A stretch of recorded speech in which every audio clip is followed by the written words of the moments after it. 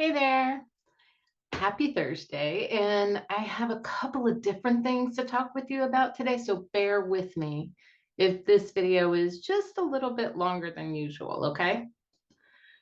First, I want to let you know where I've been for the past couple of weeks. You may have noticed I haven't done a lot of videos or posts since our Be True to You Summit ended a couple of weeks ago. And you may also remember that I took one of those days during the retreat and just really rested. I needed the rest. Now, what I found out is that little cold I was dealing with that required that rest was actually COVID. Who knew? I mean, it was like having a super mild cold, nothing else. And by the time I actually tested positive, I had no symptoms at all. Because I spent the early days of my symptoms at home working on the summit, I actually never even noticed what would have been my isolation time. The doctor at the urgent care facility even told me I could go to a big event the next night without a mask, which is why I went to be tested in the first place. The only effect so far has been that I slept a lot more than usual. However, my blood pressure was extremely high. And I won't go into the whole story of my urgent care experience, but I wasn't really worried about that high blood pressure. It made a lot of sense to me.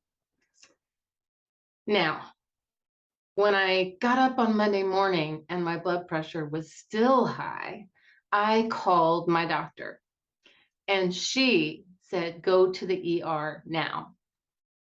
As you can imagine, this whole thing has been pretty scary.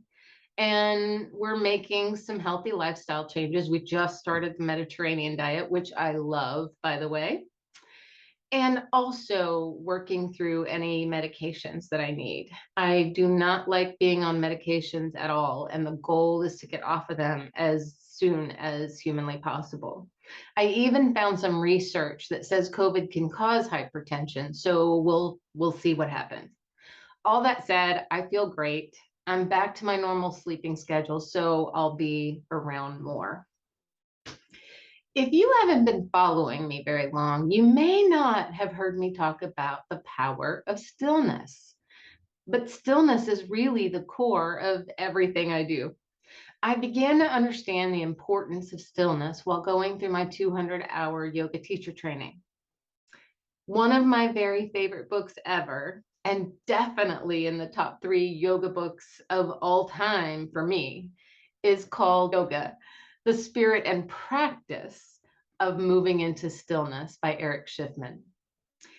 It had such a tremendous impact on me that if I believed in external gurus, I would tell you that Eric is mine. I know, though, that I am my own guru, so I'll just enjoy his books and videos. But what exactly is stillness?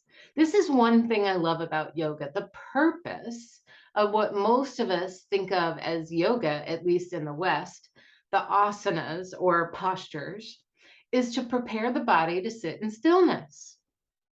Now, while these postures do strengthen our physical body and therefore probably make it easier to sit still, the real meaning here is to quiet the mind. Think about just how connected you are today. We live in a hyper connected world. Everything, even during the last couple of years, lends itself to you being in touch with other people. People can almost always reach you by phone. And if you want, you can even do a video conference from anywhere in the world. While we may be thrilled to return to in-person meetings, parties, and yes, yoga classes, we were very easily reached even when we couldn't meet in person. This is not stillness.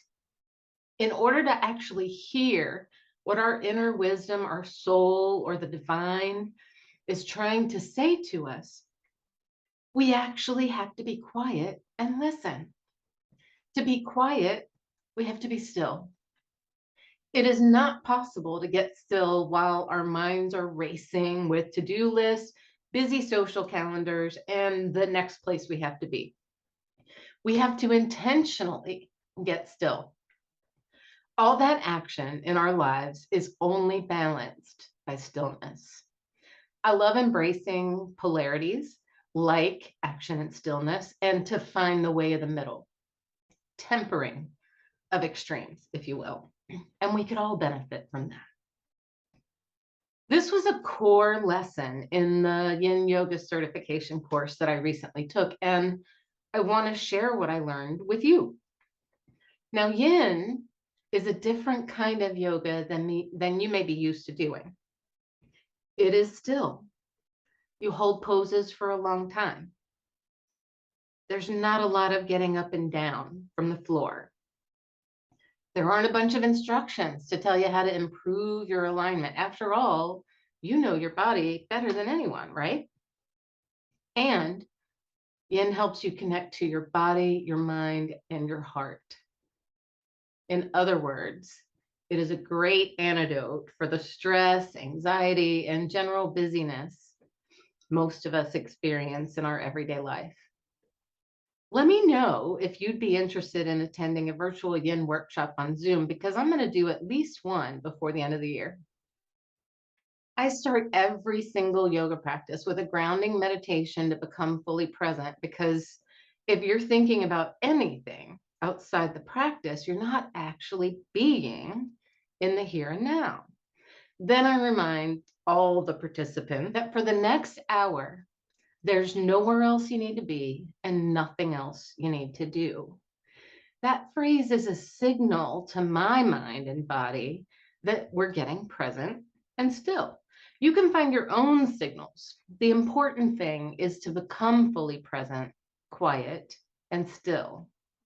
Only then can you hear your inner voice and decide whether or not to take action on what that voice is telling you. I hope you're having a great week and being true to you.